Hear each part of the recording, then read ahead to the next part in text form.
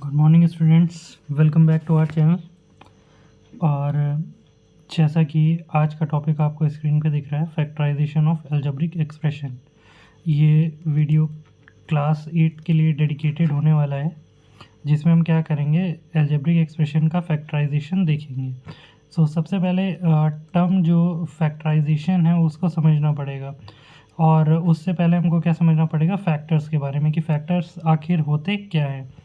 Factor, अगर मैं कोई नंबर ले लूँ, जैसे नंबर मैंने यहाँ पर लिया है 12, और 12 को अगर मैं क्या करूँ, दो नंबर या दो से ज़्यादा नंबर के मल्टीपल्स के या मल्टीप्लिकेशन के फॉर्म में लिख दूँ। 12 को मैं क्या करूँ, दो या दो से ज़्यादा नंबर्स के मल्टीप्लिकेशन के फॉर्म में लिख दूँ। जैसे मैंने यहाँ पर लिखा 3 × 4। आपने क्या देखा, 12 को मैं 3 × 4 लिख सकता हूँ। तो अगर मैं किसी भी नंबर को दो नंबर या दो से ज़्यादा नंबर के मल्टीप्लिकेशन के फॉर्म में लिख दूँ, तो वो नंबर क्या हो जाएंगे, गिवन नंबर के फैक्टर हो जाएंगे। आप कहोगे कि 3 जो है वो फैक्टर है 12 का, आप कहोगे कि 4 है वो क्या है, फैक्टर है 12 का। ठीक है, इसी तरह इसी 12 को मैं क्या लिख सकता हूँ, 2 × 2 × 3 भी लिख सकता हूँ। आप कहोगे कि 2 आपका क्या है, फैक्टर है 12 का, 3 भी आपका फैक्टर है 12 का। तो ये तो हमने समझा फैक्टर क्या होते हैं।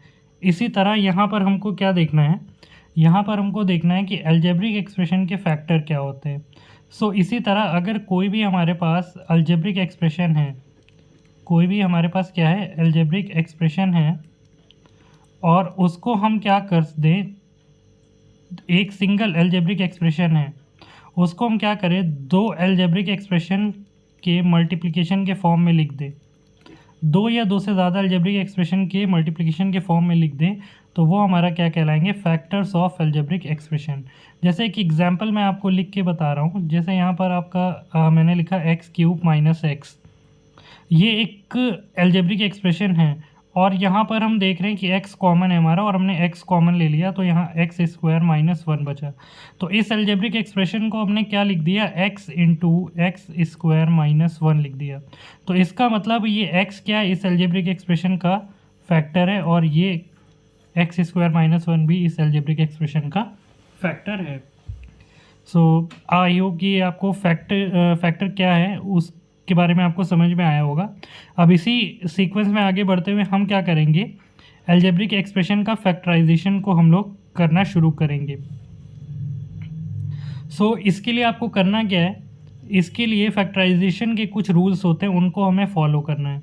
सबसे या आप कह सकते हो स्टेप्स टू फैक्टराइज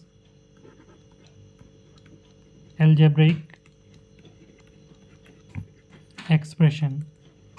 तो फैक्टराइजेशन का जो सबसे पहला रूल है आपका, या सबसे गोल्डन रूल आप बोल सकते हो, उसको आप बोलोगे बाय टेकिंग कॉमन। क्या आप बोलोगे, बाय टेकिंग कॉमन। हम क्या करेंगे, पहली एक्सरसाइज हमारी जो है वो इसी मेथड पे बेस्ड है, बाय टेकिंग कॉमन। कॉमन लेने का तरीका क्या है, उस पर पहले हम बात करेंगे।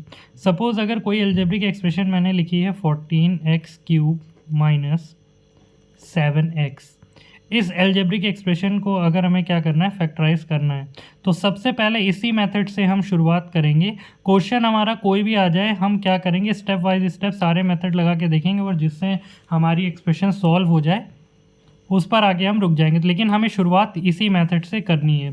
तो सबसे पहले जो भी अलजेब्रिक एक्सप्रेशन हमको गिवन है, उसमें हम कॉमन लेने के लिए सोचेंगे। तो कॉमन लेने के लिए आपको पहले देखना पड़ेगा कितने टर्म है। तो आप यहाँ पर देख रहे हो कि यहाँ पर आपके दो टर्म हैं, यहाँ बीच में माइनस लगा है, माइनस ने इसको और इसको सेपरेट कर दिया है। तो यहाँ पर दो हमारे टर्म है, 14x³ - 7x। इसके लिए हम क्या करेंगे, सबसे पहले यहाँ पर न्यूमेरल आपको क्या मिल रहा है, 14 मिल रहा है। तो 14 क्या आप फैक्टर कर लोगे, 2 × 7 = 14 और 7 × 1 = 7। इसको आप क्या लिख सकते हो, 2 × 7। और x³ को आप क्या लिख सकते हो, x × x × x। आपको पता है ये चीज़ कि x³ = क्या होता है, x × x × x होता है। इसी तरह माइनस लगा बीच में लगा दिया, और 7x को क्या लिख सकते हो, 7 × x। तो अब इन दोनों टर्म में अगर मैं पूछूं आपसे कॉमन क्या मिल रहा है, तो आप कहोगे ये 7 और ये 7 आपको कॉमन मिल रहा है। इसके अलावा x कॉमन मिल रहा है यहाँ पे और यहाँ पे, तो आप कहोगे 7x कॉमन है। तो कॉमन आपको क्या मिलेगा 7x। और 7x जब आपने कॉमन ले लिया, इसके अलावा जो भी चीज़ अंदर बचेगी वो आपका एज इट इज़ लिख दी जाएगी। 2 बचा तो 2 लिख दिया, और x इंटू एक्स यानी एक्स स्क्वायर बच गया। अब -7x हमारा पूरा कॉमन हो जाएगा। तो जब भी कोई भी चीज़ पूरी कॉमन होती है तो उसकी जगह पर 1 बचता है, क्योंकि इसके मल्टीप्लिकेशन पे हम 1 लिख सकते हैं।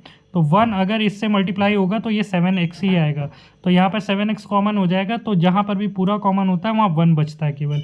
तो ये हमने क्या देखा आपने कि आपका एक्सप्रेशन थी 14x³ - 7x, और इसको हमने क्या किया, दो एक्सप्रेशन के मल्टीप्लिकेशन के फॉर्म में लिख दिया। दो या दो से ज़्यादा के फॉर्म में भी लिखा जा सकता है।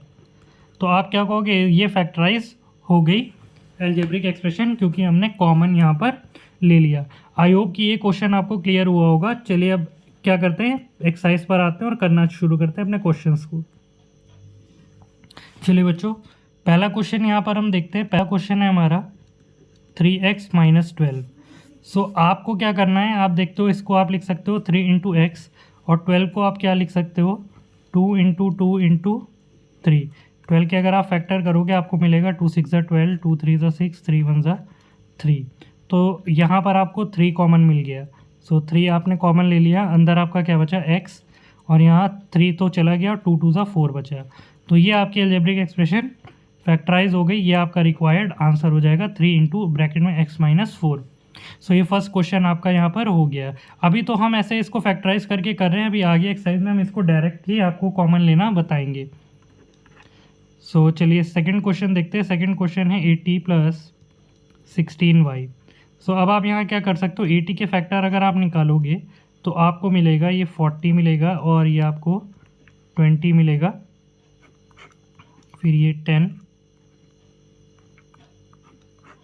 5 2 ज़ा 10, और ये हो गया 1। तो 80 को आप लिख सकते हो 2 इंटू 2 इंटू 2 इंटू 2 इंटू 5, और 16 को लिख सकते हो 2 इंटू 2 इंटू 2 इंटू 2, 2 2 ज़ा 4, 2 ज़ा 8, 2 ज़ा 16 इंटू y। अगर अब मैं आपसे पूछूं यहाँ कॉमन क्या मिल रहा है, तो कॉमन आप देख रहे हो 1 2 3 4, यानी ये पूरा आपको कॉमन मिल रहा है, और यहाँ पर आपको ये पूरा कॉमन मिल रहा है, यानी 2 2 ज़ा 4, 2 ज़ा 8, 2 ज़ा 16 आपको कॉमन मिल गया। 16 कॉमन मिल गया, यहाँ 5 बचा, 5 को हमने लिख लिया, और अंदर क्या बचा y। तो आप क्या कहोगे कि इस अलजेब्रिक एक्सप्रेशन का फैक्टराइजेशन होकर क्या आया 16 + 5y। सो ये कॉमन में आपका तभी मेथड ये वर्क करेगा जब आपका जितने भी टर्म यहाँ पर दिए होंगे उन सारे टर्म्स में कुछ ना कुछ कॉमन होगा, सब में से कुछ ना कुछ कॉमन होगा, तभी ये मामला आगे बढ़ेगा। ठीक है, तभी ये मेथड एप्लीकेबल होगा। थर्ड क्वेश्चन है 8x - 8y। अब यहाँ पर क्या है, डायरेक्टली आपको 8 कॉमन दिख रहा है, दोनों में 8 कॉमन ले लिया, अंदर क्या बचेगा x - y। तो ये थर्ड क्वेश्चन का भी आंसर आपको यहाँ पर दिखाई दे रहा है। आई होप ये क्वेश्चन आपको क्लियर हुआ होगा। चलिए आगे बढ़ते हैं। चलिए बच्चों, अब फोर्थ क्वेश्चन देखते हैं फटाफट से। 7x + 14। सो 7x को 7 इंटू एक्स, 14 को 2 इंटू 7 लेंगे, तो 7 और 7 कॉमन मिल गया, 7 बाहर आ जाएगा, अंदर बचेगा x + 2। तो 7 इंटू एक्स + 2, ये हमारा फोर्थ क्वेश्चन फैक्टराइज हो गया। फिफ्थ क्वेश्चन देखते हैं a² + 7a। यहाँ पर आप देख रहे हो a² को a इंटू ए लिख सकते हैं, प्लस 7a को 7 इंटू ए लिखते हैं। अब यहाँ a कॉमन हमारा हो गया, a अंदर क्या बचा a + 7। तो आपका ये एक्सप्रेशन फैक्टराइज होकर क्या आ गई a इंटू ए + 7। ये फिफ्थ क्वेश्चन हमारा फैक्टराइज हो गया। सिक्स क्वेश्चन हमारा है 5y - 7y²। सो 5y को 5 इंटू वाई, -7y² को 7 इंटू वाई इंटू वाई।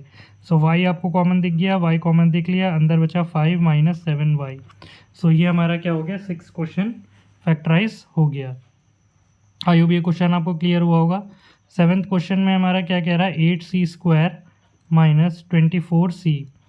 सो आप यहाँ देख रहे हो 8 1 ज़ा 8, 8 3 ज़ा 24। इस तरह से भी हम कॉमन ले सकते हैं, या आप इसको इस तरह लिख सकते हो 2 2 ज़ा 4, 2 ज़ा 8 - 2 2 ज़ा 4, 2 ज़ा 8, 3 ज़ा 24 इंटू c। आपको दिखा तो आपने क्या देखा, 2 2 ज़ा 4, 2 ज़ा 8, ये आपका कॉमन, 2 2 ज़ा 4, 2 ज़ा 8, ये आपका कॉमन। तो यानी आपका 8 कॉमन हो गया, और यहाँ c² को c इंटू सी लिख सकते हैं हम लोग। यहाँ c² था, c² को c इंटू सी। तो आप यहाँ पे देख रहे हो कि एक c भी आपका कॉमन आपको मिल रहा है। तो यहाँ पर आपका क्या कॉमन मिल गया, 8C आपको कॉमन मिल गया। 8C कॉमन मिला तो ये 1C यहाँ पर आपका बचा है, ये हमने लिख दिया माइनस, और यहाँ पे 3 बचा तो ये 3 लिख जाएगा, बाकी सारा हमारा कॉमन हो जाएगा। सो यहाँ पर आंसर आ जाएगा 8C into C minus 3। I hope ये क्वेश्चन आपको क्लियर हुए होंगे। सो ये 6 तक के क्वेश्चन हमने क्या कर लिए, फैक्टराइज कर लिए। आगे चलते हैं।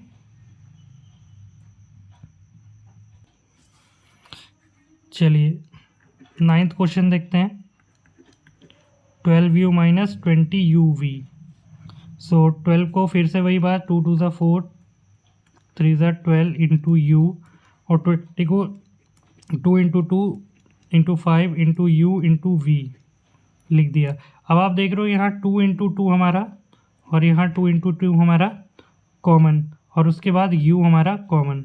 तो 2 2 4, u हमारा कॉमन, अंदर क्या बचा 3, माइनस 2 2 4, ये हमारा u बचा, और अंदर क्या बचा 5v। सो 5v हमारा क्या हो गया, 4u ब्रैकेट में 3 माइनस 5v हमारा क्या हो जाएगा, रिक्वायर्ड आंसर हो जाएगा। आई होप ये 9th क्वेश्चन आपको क्लियर हुआ होगा। 10th क्वेश्चन हमारे पास है 10pq minus 12p square q। अब यहाँ 10 को हम लिख सकते हैं 2 इंटू 5, फैक्टर नहीं करना होगा तो इसको आप नॉर्मल मेथड से फैक्टर कर सकते हैं। ये हो जाएगा 2 into 5 into P into Q.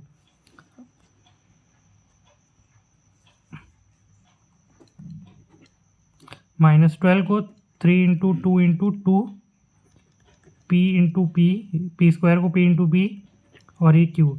तो आप क्या देख रहे हो कि एक 2 आपको कॉमन मिल गया, और यहाँ पर आपको p कॉमन मिल गया। तो आपने क्या देखा, और ये q कॉमन मिल गया, आपने क्या देखा 2pq कॉमन आपको मिल गया। अंदर क्या बचा 5 माइनस 3p। सो ये हमारा क्या हो जाएगा, रिक्वायर्ड आंसर हो जाएगा।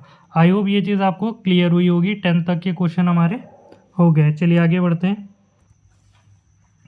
चलिए बच्चों 11th क्वेश्चन यहाँ पर हमारा क्या है, 11th क्वेश्चन है 24d प्लस 32d क्यूब। देखिए अब हम क्या करेंगे, अब हम डायरेक्ट कॉमन लेना सीखेंगे। डायरेक्ट कॉमन लेना सीखने के लिए हमें पहले क्या देखना पड़ेगा, ये 2 टर्म है, तो हमें ये देखना है कि वो कौन सा बड़े से बड़ा नंबर है जो 24 और 32 को डिवाइड कर देगा। वो ग्रेटेस्ट नंबर कौन सा है जो 24 और 32 को डिवाइड कर देगा। तो अगर आप देखो 2 भी डिवाइड कर रहा है 24 और 32 को, और साथ में 4 भी डिवाइड कर रहा है, ठीक है, और 4 से बड़ा आपका 8 होता है, 8 भी आपका डिवाइड कर रहा है 24 को, और 32 भी डिवाइड कर रहा है। क्या इसके अलावा और कोई नंबर है जो इन दोनों को एक साथ डिवाइड कर रहे हैं? तो आप कहोगे नहीं। तो आप क्या देख रहे हो, 8 ही वो सबसे बड़ा नंबर है जो 24 और 32 को डिवाइड कर देगा। तो यानी आपका कॉमन कितना आएगा 8, और डी क्यूब में क्या कॉमन मिलेगा आपको, डी। तो जब 8d आपने कॉमन ले लिया तो 8 का टेबल कितनी बार पढ़ेंगे, 24 आ जाए, तो आप बोलोगे 8 3 ज़ा 24, डी आपने कॉमन ऑलरेडी ले रखा है, तो अंदर केवल क्या बचेगा 3, फिर बीच में प्लस लगाया, प्लस लगा दिया हमने। अब 8 का टेबल कितनी बार पढ़ेंगे, 34 आ जाए, तो 8 4 ज़ा 32, तो 4 बचा, और डी क्यूब में आपने डी कॉमन ले लिया, तो आपने क्या देखा डी क्यूब था और आपने डी कॉमन ले लिया, तो एक पावर माइनस हो जाएगी 3 में से, तो यानी डी स्क्वायर अंदर बचेगा। तो ये आपका क्या हो जाएगा, फैक्टराइज होने के बाद आंसर आ जाएगा। चलिए नेक्स्ट क्वेश्चन देखते हैं।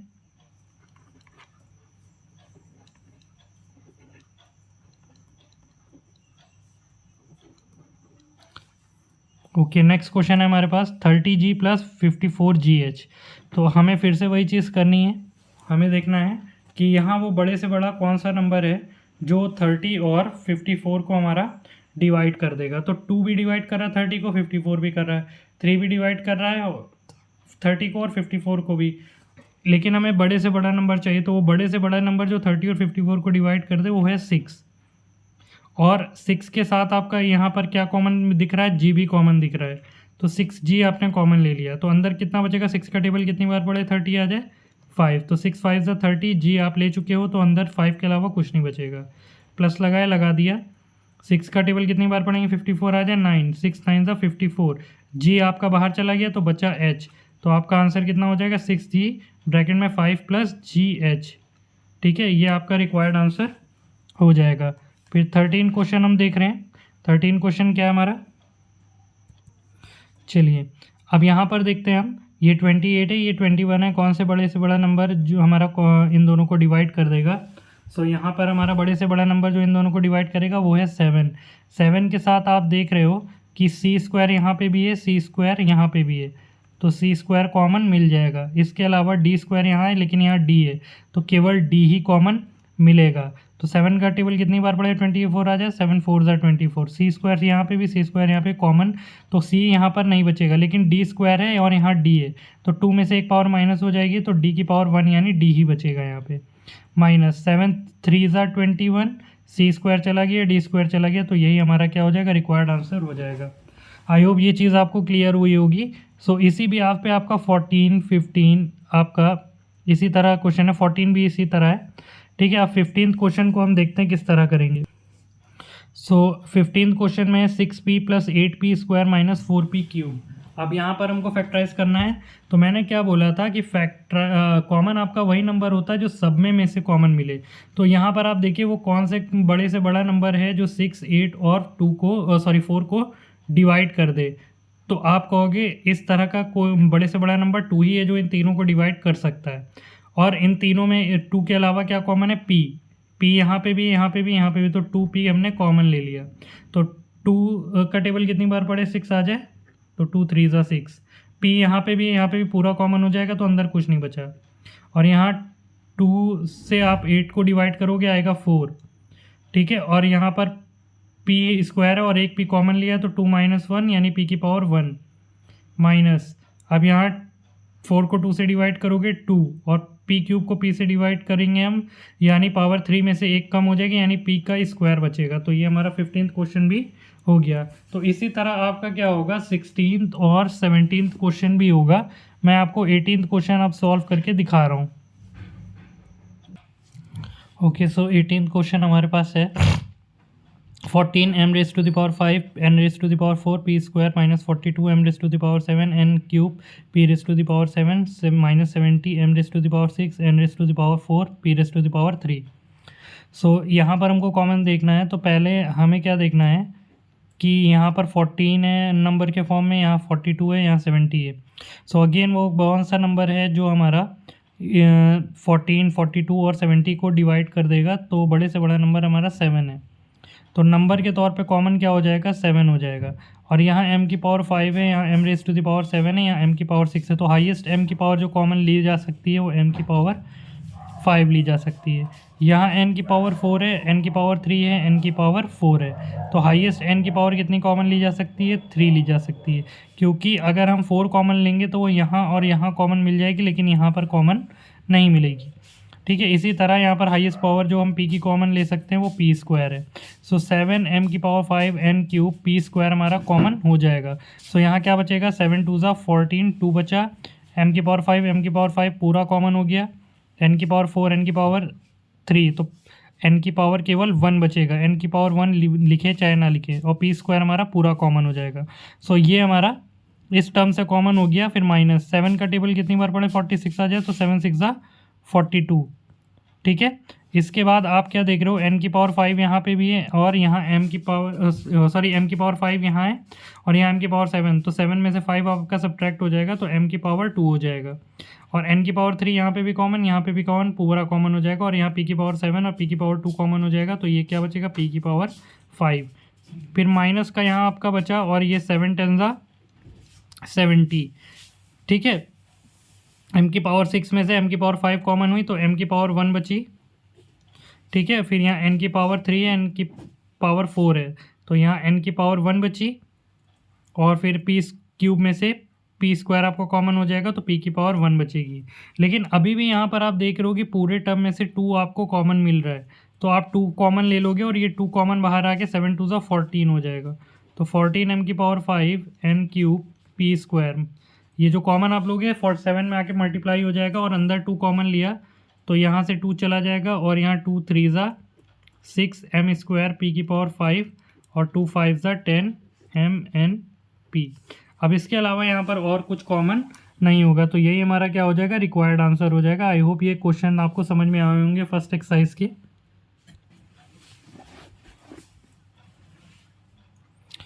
ओके, अब यहाँ पर हम क्या करेंगे, इस नेक्स्ट एक्सरसाइज को हम करने वाले हैं।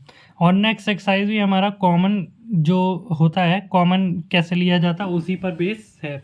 और कैसे बेस है उस चीज़ पे, चलिए उसको देखते हैं। जैसे फर्स्ट क्वेश्चन हमारा, फर्स्ट क्वेश्चन है z, फिर ब्रैकेट में z-1 प्लस 2 z-1। तो आप इसको क्या देख रहे हो कि ये आपका किस तरह लिखा हुआ है, z into z-1 plus 2 into z-1। तो आप क्या देख रहे हो, ये दोनों मल्टीप्लाई में और ये दोनों मल्टीप्लाई में, तो इन दोनों में हमारा क्या कॉमन है। यहाँ पर आप देख रहे हो कि z-1 दोनों में कॉमन है, तो हमने z-1 कॉमन ले लिया। तो अंदर क्या बचा, अंदर यहाँ पर z बचा, तो z को हमने लिख लिया, और यहाँ प्लस 2 आपका बचा तो लिख लिया। तो यहाँ पर आपका आंसर कितना हो जाएगा, z-1 z प्लस 2। तो ये हमारा फाइनल आंसर हो जाएगा इस अलजेब्रिक एक्सप्रेशन का फैक्टराइजेशन होने के बाद। आई होप ये क्वेश्चन आपको समझ में आया होगा। सेकंड क्वेश्चन लिखते हैं। सेकंड क्वेश्चन हमारा क्या रहा, 6 into 3 plus x into 3 plus x. तो ये एक्चुअल में क्या लिखी हुई है, 6 into 3 plus x into 3 plus x.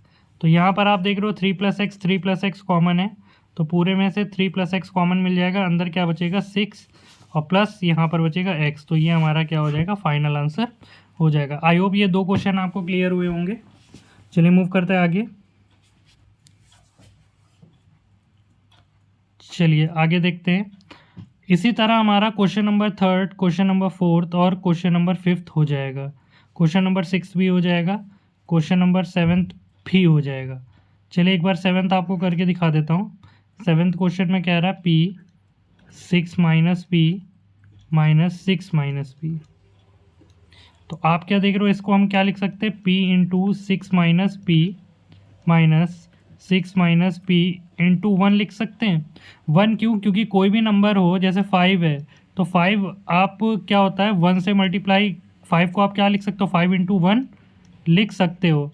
ठीक है, 5 इंटू 1 आप क्यों लिख सकते हो, क्योंकि आपका 5 1 5 होके ये 5 ही आएगा। तो मतलब किसी भी नंबर को आप 1 से मल्टीप्लाई करोगे तो वही नंबर आएगा। तो इसी तरह किसी भी अलजेब्रिक एक्सप्रेशन को 1 से मल्टीप्लाई करोगे तो वही अलजेब्रिक एक्सप्रेशन आएगी। तो यहाँ पर 6 माइनस पी आप कॉमन ले लोगे, और अंदर क्या बचेगा, p माइनस 1। सो ये आपका क्या हो जाएगा, 7th क्वेश्चन का आंसर हो जाएगा। अब चलिए 8th क्वेश्चन देखते हैं। 8th क्वेश्चन आपका क्या है, d into D minus 5 plus 7 into 5 minus D. अब आप यहाँ पर देखो कि आपको क्या कुछ कॉमन मिल रहा है, तो आपको दिख रहा होगा कुछ कॉमन नहीं मिल रहा है। उसका रीज़न यहाँ पर ये है कि यहाँ पर आप देख रहे हो d माइनस 5 है, यहाँ 5 माइनस डी है। तो ये दोनों अलग चीज़ें हैं। अलग चीज़ें क्यों हैं, क्योंकि d आपका पॉजिटिव है और यहाँ पर आपका d नेगेटिव है। यहाँ 5 आपका नेगेटिव है, यहाँ पर आपका 5 पॉजिटिव है। तो ऐसी सिचुएशन अगर आपके पास आ जाए कि यह साइन रेसिप्रोकल हो, d का प्लस है, इधर माइनस है, यहाँ माइनस का 5 है, इधर प्लस का 5 है, तो उस कंडीशन में हम क्या करते हैं, एक एक्सप्रेशन में हम माइनस कॉमन ले लेते हैं। या माइनस कॉमन लेंगे तो यहाँ प्लस का जो 7 है आपका माइनस का 7 हो जाएगा, लेकिन ये अंदर के साइन क्या हो जाएंगे, चेंज हो जाएंगे। माइनस का डी है, प्लस का हो जाएगा, प्लस का 5 है, माइनस का 5 हो जाएगा। इसका रीज़न यही है कि ये माइनस आपका जो कॉमन आपका लेकर ये क्या हो जाता है, माइनस प्लस माइनस डी हो जाएगा, और माइनस माइनस प्लस 5 हो जाएगा। ठीक है, अब यहाँ पर आप देख रहे हो कि d माइनस 5 आपका कॉमन है पूरे में से, तो d माइनस 5 आपका कॉमन ले लिया, और अंदर कितना बचा, d माइनस 7। देखिए इसमें आप, मैंने क्या बताया कि जब भी आपको कॉमन नहीं यहाँ पे मिल रहा है तो आप देखोगे साइन रेसिप्रोकल तो नहीं है, तो यहाँ प्लस का d है, या माइनस का d है, माइनस का 5 है या प्लस का 5 है। ऐसे कंडीशन हो तो हमेशा उस केस में माइनस कॉमन ले लेना चाहिए, और अंदर के साइन जो रेसिप्रोकल थे वो सेम हो जाएंगे। तो यहाँ माइनस का d था, ये माइनस कॉमन लेने पर प्लस का डी हो गया, ये 5 का प्लस का था और ये माइनस का हो गया। तो ये हमारा एक्सप्रेशन का फैक्टराइजेशन हो जाएगा। आई होप ये क्वेश्चन आपको क्लियर हुआ होगा। चलिए बच्चों 9th क्वेश्चन देखते हैं। 9th क्वेश्चन है हमारे पास,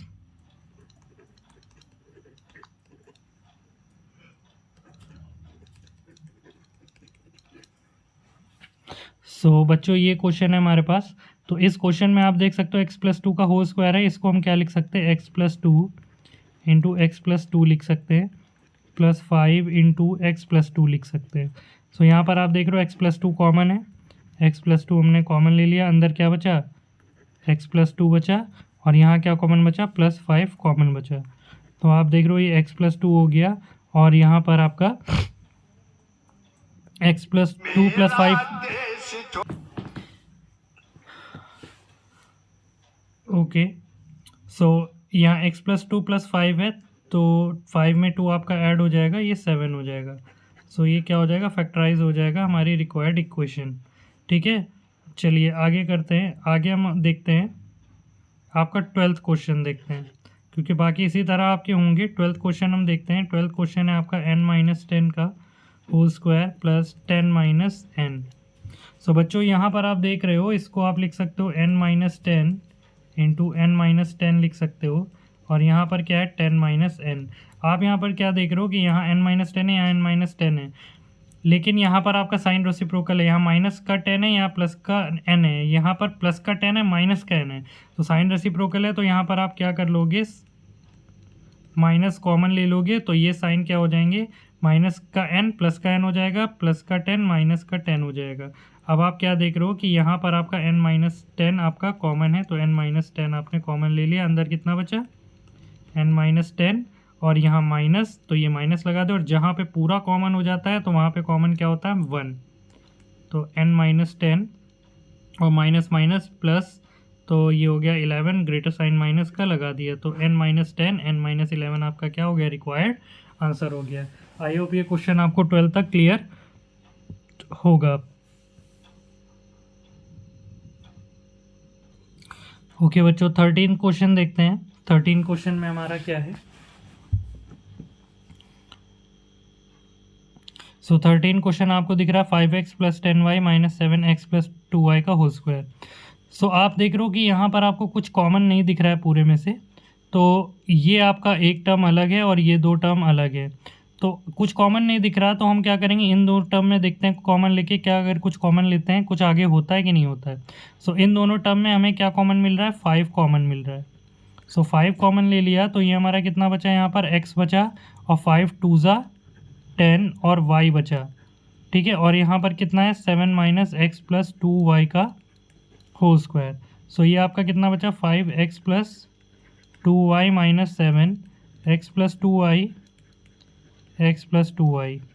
ठीक है, तो अब आप क्या देख रहे हो कि इन दोनों टर्म में आपको क्या x प्लस 2y कॉमन मिल रहा है, तो x प्लस 2y आपने कॉमन ले लिया, अंदर क्या बचा 5 माइनस 7, और ये x प्लस 2y बाहर चला गया कॉमन हो गया, तो अंदर कितना बचा एक x प्लस 2y कॉमन आपका हो गया।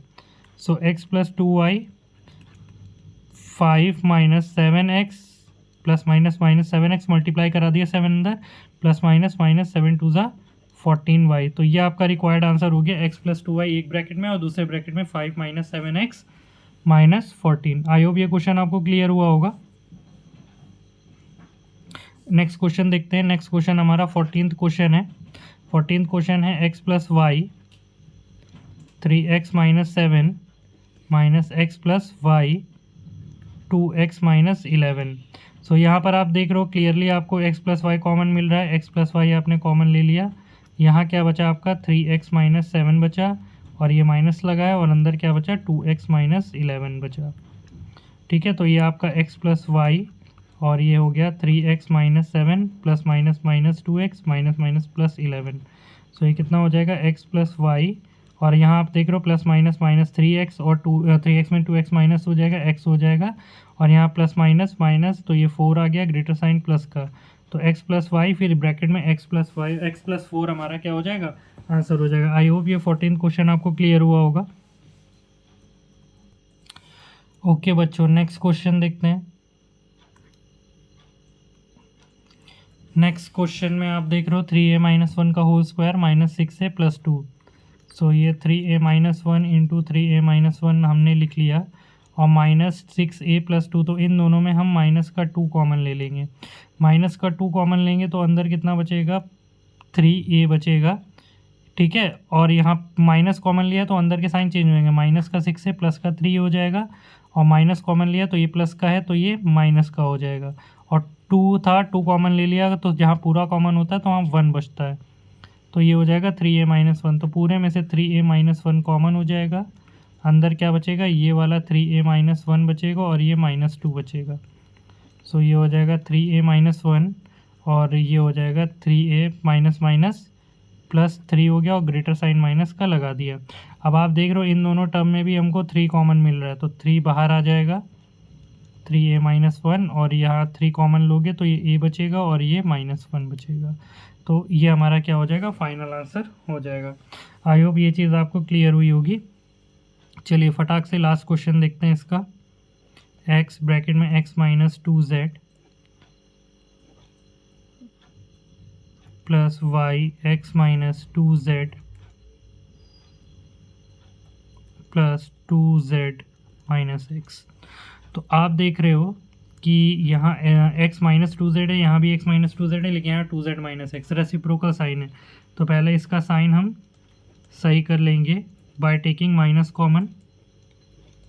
तो हमने यहाँ क्या किया, माइनस कॉमन ले लिया तो x माइनस 2z कॉमन हो गया, तो x माइनस 2z पूरे में से कॉमन ले लिया, तो x माइनस 2z पूरे में से कॉमन लिया, यहाँ बचा x, यहाँ बचा प्लस का y और यहाँ बचा माइनस का 1। सो ये हमारा रिक्वायर्ड आंसर हो गया। आई होप ये 2 एक्सरसाइज के क्वेश्चन आपको समझ में आए होंगे और आपको वीडियो पसंद आया होगा। वीडियो पसंद आया होगा तो इसको शेयर और सब्सक्राइब करना ना भूलिएगा। Thank you.